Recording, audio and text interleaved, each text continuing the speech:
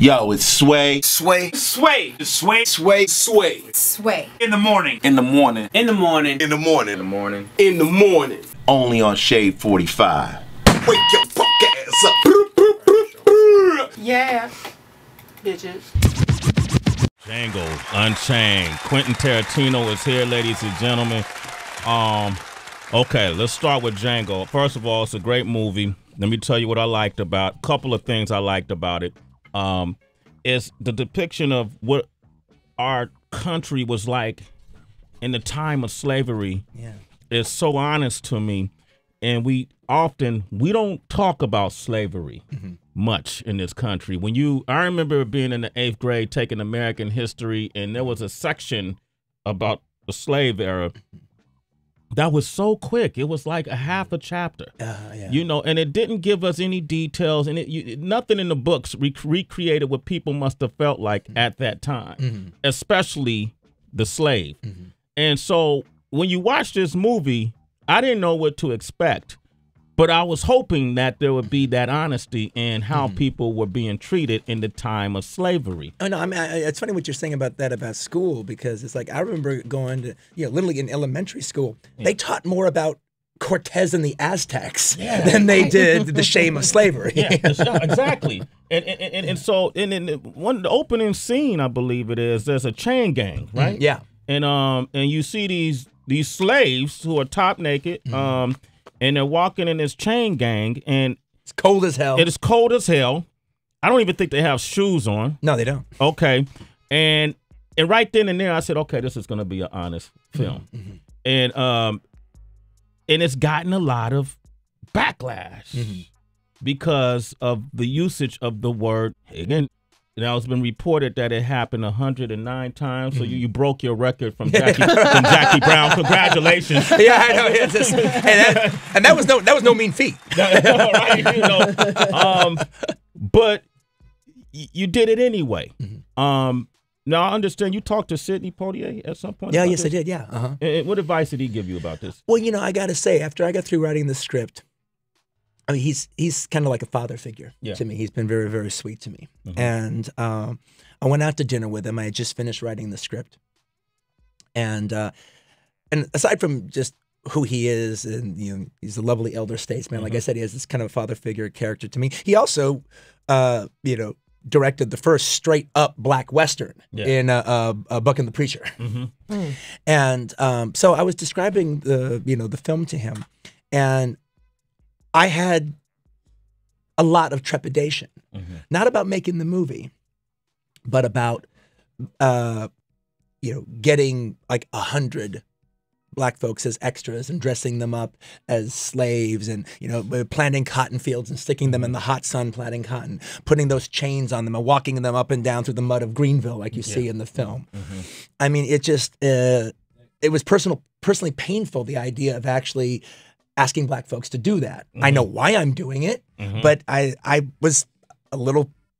had trepidation. Yeah. And but if you were black, do you think you would have being a white man? Or is that why? Yeah. Okay. Well, no. Actually, I think being a human. All right. Just asking them to do. Being a white dude didn't help any matters. All right. Didn't make it better. All right. But I thought that could be too painful. Yeah. And so I was toying with the idea of maybe doing some of those scenes in another country. Like maybe, it'd be supposed to be Mississippi, but it would take place like in the West Indies. That's where we'd shoot it, or build a plantation in Brazil and have it be Brazilians in the back. Because it's just, even though they had slavery there, there's just a once removed quality because you're not dealing with Americans about America. And he just told me to man up. He told you to Sidney Poitier told you to man up? Told me to man up because, it sounds like you're just afraid of your own movie and you can't make your movie if you're afraid of it. Yeah. It's like everyone knows what time it is. He was in a movie called Band of Angels where he played a slave with Clark Gable and Yvonne DiCarlo. And that's, after Gone with the Wind, it's one of the biggest slave movies made in Hollywood. Yeah. And he goes, Everyone knows what you're doing.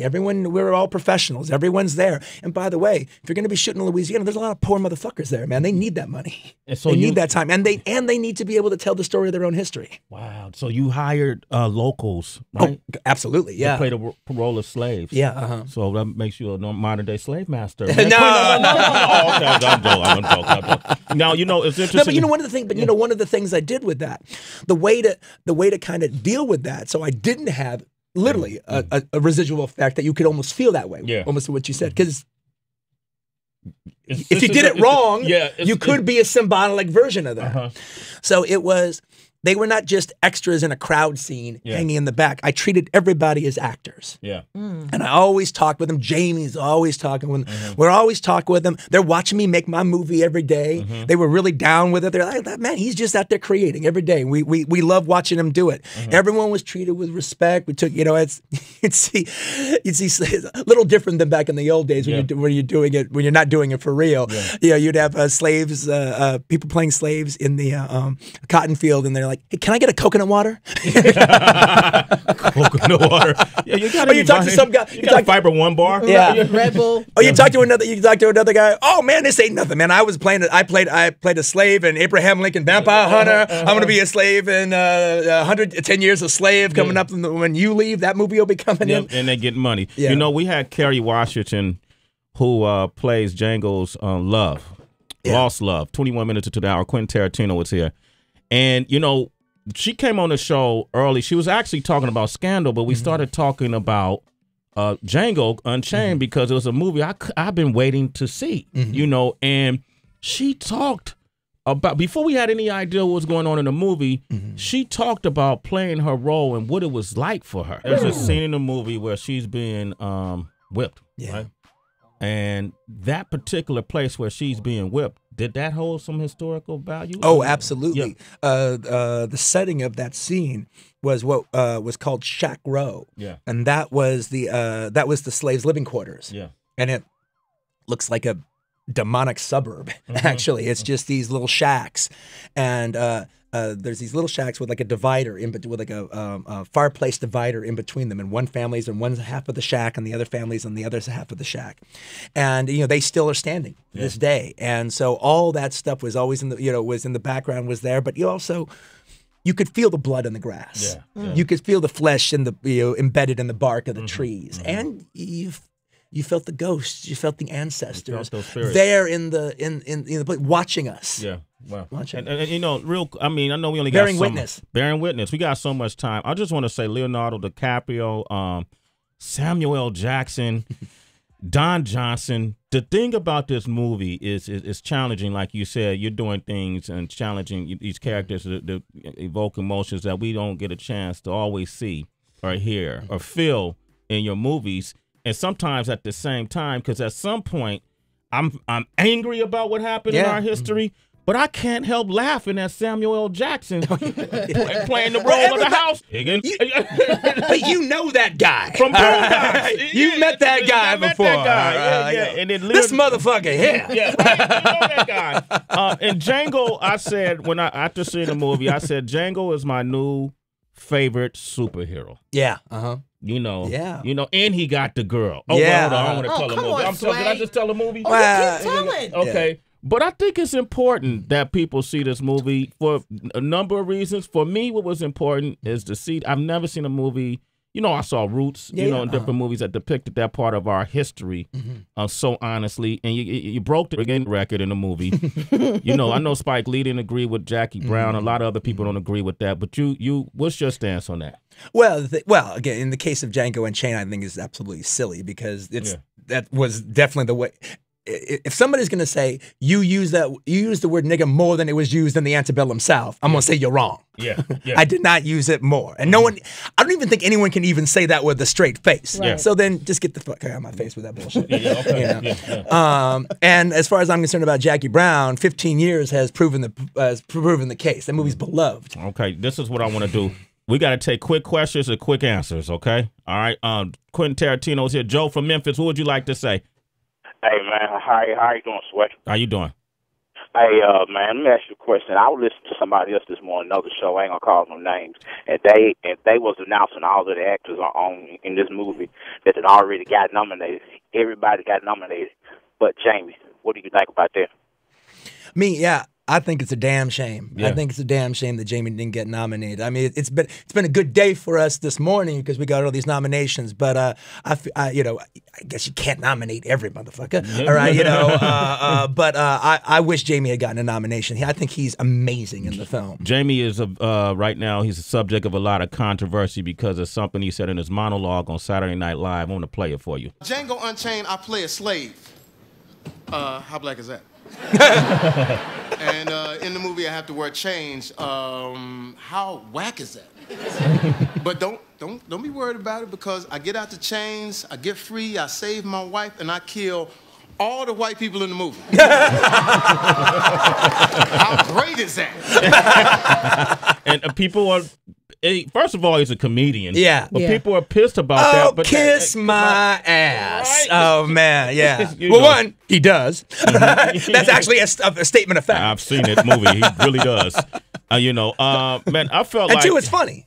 It is funny. It's a fun movie. It's funny. I want to say, we got Rob on the line from Texas real quick. What would you like to say, Rob? Hey, what's up, Sway? Hey, SB. Hey, quick, man, I love your stuff, man. Is it like the Oriental version of Django that you did? Is it something like that? What, you mean like Kill Bill?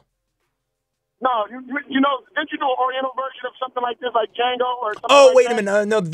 This, I did Kill Bill, but I think you might be talking about RZA's movie, Man with the Iron Fist, that came out earlier this year. Yeah, that's written and directed by RZA from the Wu-Tang Clan, Bobby Diggs. Yeah. And I was one of the producers on that film. And that's a fly flick. Yeah, RZA's a good friend of mine, man. Quentin, I want to thank you for coming through. I hate that we have to go, but I know me too, man. Me too. You can always come back, man. Okay, I look forward to it. All right, Django Unchained, Christmas Day. Yes. Man, make sure you guys go see this movie. It is so many. What's the word? Stimulus. Well, let me ask you a question. Yeah. Did you have a favorite scene in it? Oh, okay. Let me see my favorite. He's gonna scene. tell Okay, again. all right. Hold up. Oh man, Getting the girl ain't really I can't say favorite scene. One of my tell, Sway. well, Don Johnson was so funny. Yeah. In the movie, there was a scene where the bounty hunter, what's his name? Christoph Waltz. Yeah. King Schultz. Yeah. Yeah. Okay. It came up to him, and they came on his plantation. He was looking for some the people he wanted to get the bounty for, of some outlaws. And Don Johnson wasn't entertaining them until he said he had.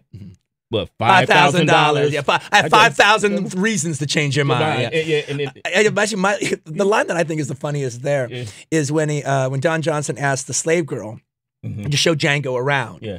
But Django is actually free. Yeah. So he has to explain to the slave girl, look, he's free, so you can't treat him like a slave. But she doesn't understand that concept. Yeah. And so she's a little like, huh? What do you mean? And he goes, so he's trying to explain it a little bit. She still doesn't quite understand it. And she goes, so you mean you want me to treat them like white folks? No, that's not what I said. It brings the house down every time. Yo, that's a hilarious move. Man, I have a mini. I can't give you one favorite scene, but that's one of my favorites. But of course, the finale scene. Yeah. Of course, a lot of people get killed. Hell yeah. All right, Quentin Tarantino, man, you're a legend in my book. My pleasure, man. Appreciate your This work. is a great show, man. Thanks for having me on. Anytime, man. It's Sway in the morning, only on Shade 45.